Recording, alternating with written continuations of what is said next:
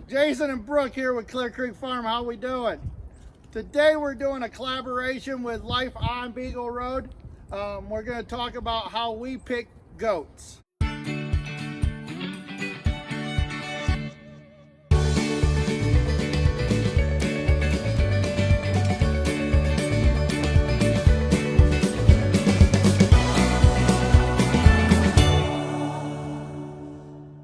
Brooke here. Hopefully you guys are having a good day today. It's a nice Sunday, decent for winter.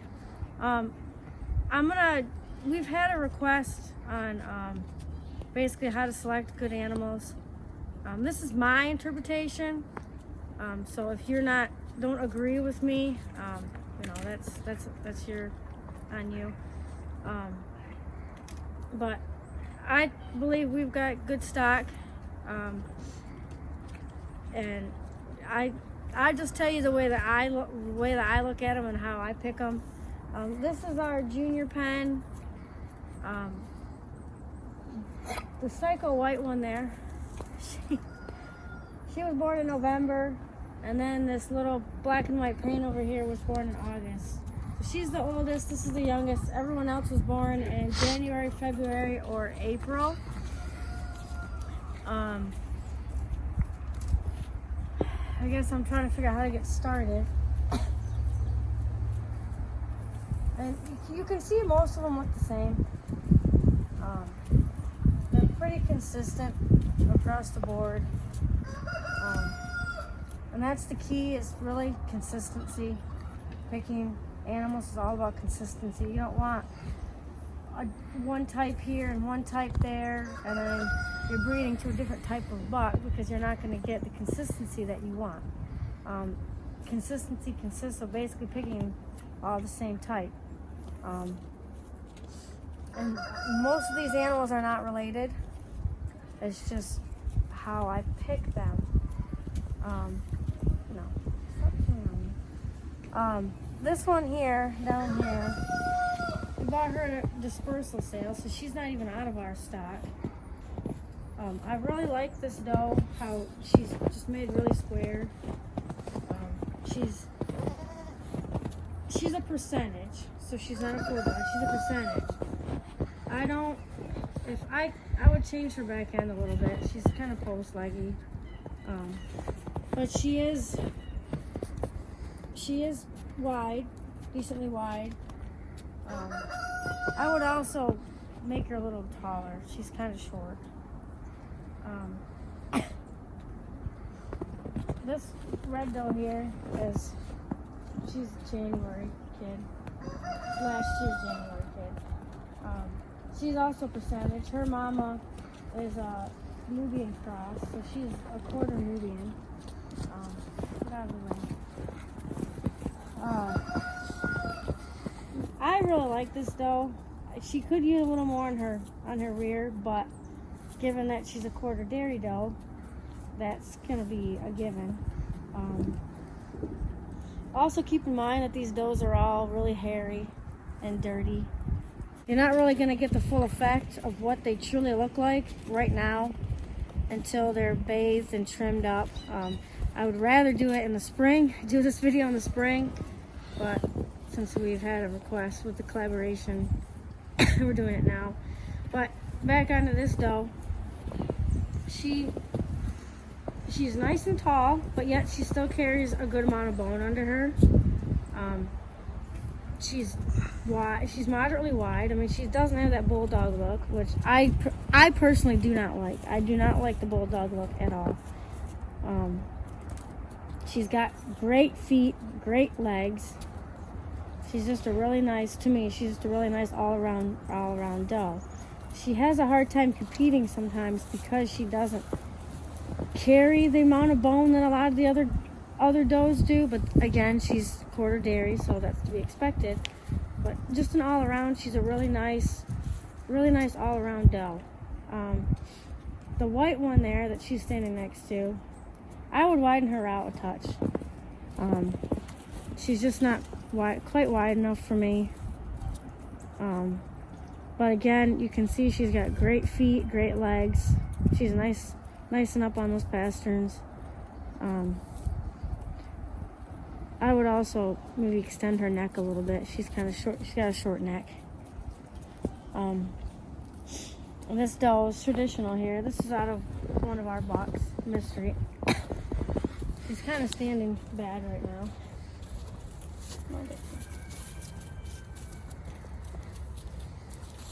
Right now, they all look super short lengthwise because they're so hairy on their bellies. If we were to trim the belly hair off, it would make them look longer.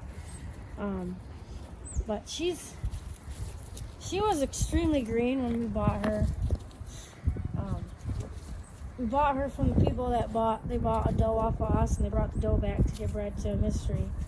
And when they put her for sale, we jumped on it, knowing her mama's genetics. But I like her a lot. She's matured out a ton over the summer and the fall.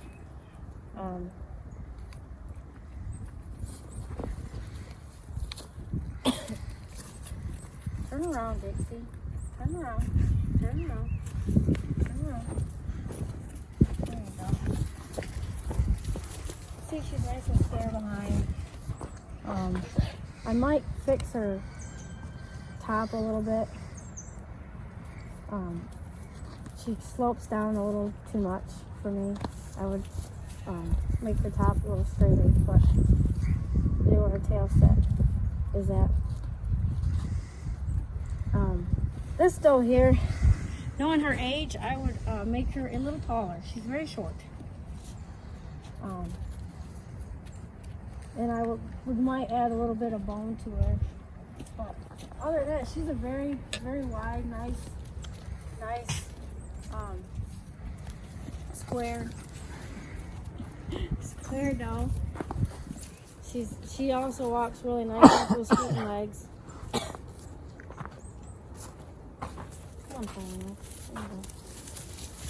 But like I said, for her, I would definitely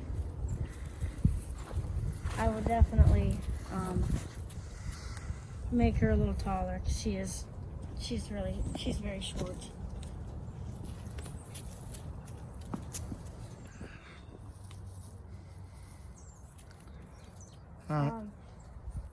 So I'm just gonna talk about these two does here. Maybe this little one here, but she's really green.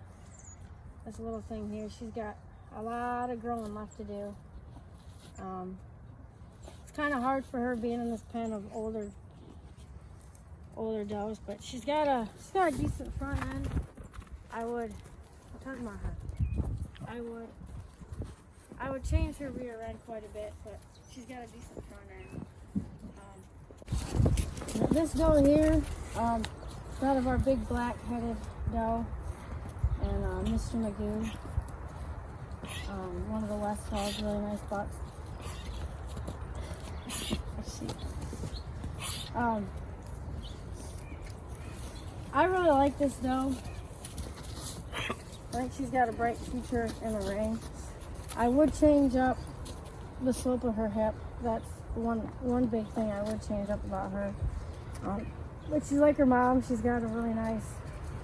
She's nice and long. She's got a nice neck extension. Pretty head. And then little mistress here that keeps being all pesky. This little dog here has got one of the prettiest heads I've ever seen on a dog. She was born and it was just like, wow.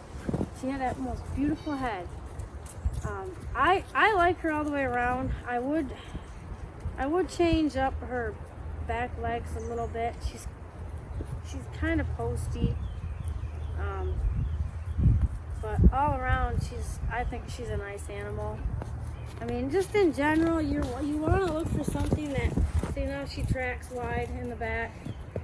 You just want to look for something that tracks wide in the front and the back. Stand square. See those two both stand nice and square in the back. Their hocks don't tip in. Their hocks don't tip out. They're up on their pasterns. They're not walking on the dew claws. The doe that's walking up to them, she's another Mystery daughter. Okay, these are older does. You can see the That's Midnight, and this one over here is Shirley. Tell the difference between them. Look at how much, I guess, bulkier Midnight is compared to Shirley. She's bigger, she's longer. Even though they're both black heads, their conformation is completely different. And I would, if it was me, I'd be choosing Midnight over Shirley. She had an abscess, and it blew out. That's why she's limping a little bit. This here is Rumor. Just see the, of course she had to move. You see the massive chest floor on this doe. She's almost too wide. She's very bulldoggy, and like I said, I particularly don't like that look.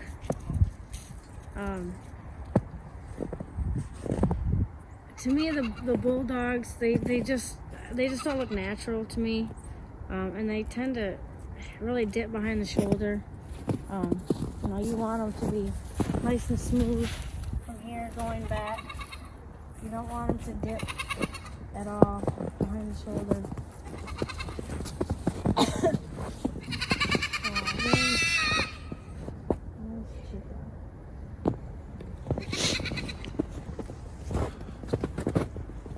This is Chica. She's another percentage. We won a lot with this doe last year in 2018. She's another mystery daughter. She's just a really nice all-around doe. The one thing I would absolutely fix for her is her neck.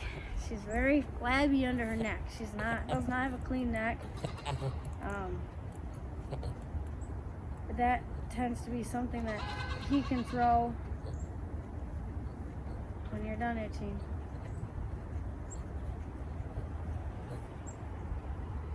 You can see how it's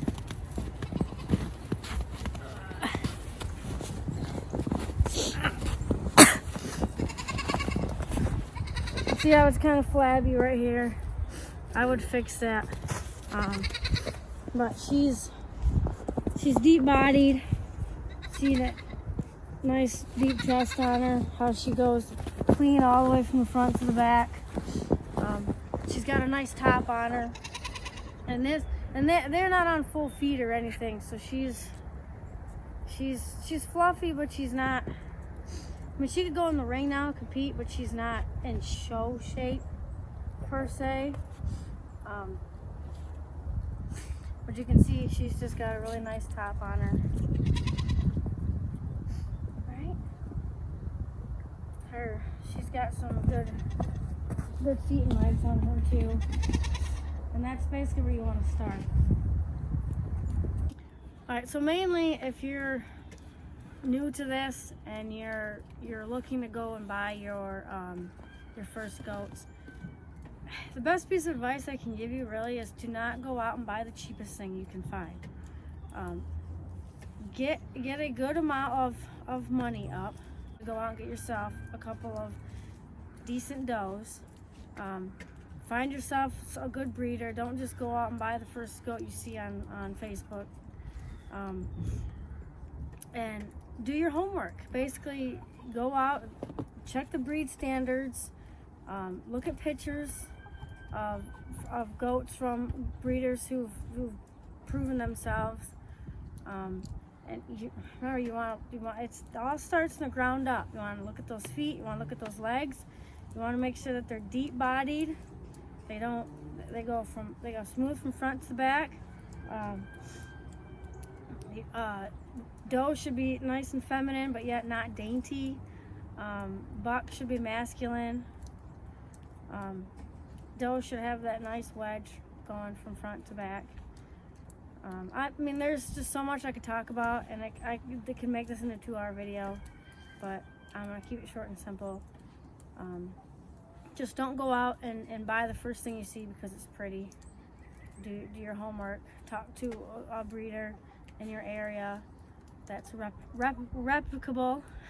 That word's tough, right? But basically just do your homework. Don't just don't go out and buy the first thing you see. And like I said, this is all my interpretation. This is how I choose animals. You can see all my animals. And like I said before, consistency is really key. You can't go off and have 3 or 4 or 5 different types of does on your farm, or goats in general, and think that you're gonna do anything. I mean, consistency is 100% the key to success. So like Brooke said, this is how we pick our animals for the Boer goat industry. Every industry has their standards and what they're looking for. So go look at them standards, do your research. Glad that Life on Beagle Road wanted to do a collaboration with us. So can't wait to see their video. If they've already posted it, I will leave a link down in the description. They're doing it on dairy goats because that's what they do. So thank you for coming along with us, and have a great day, and see you on the next video.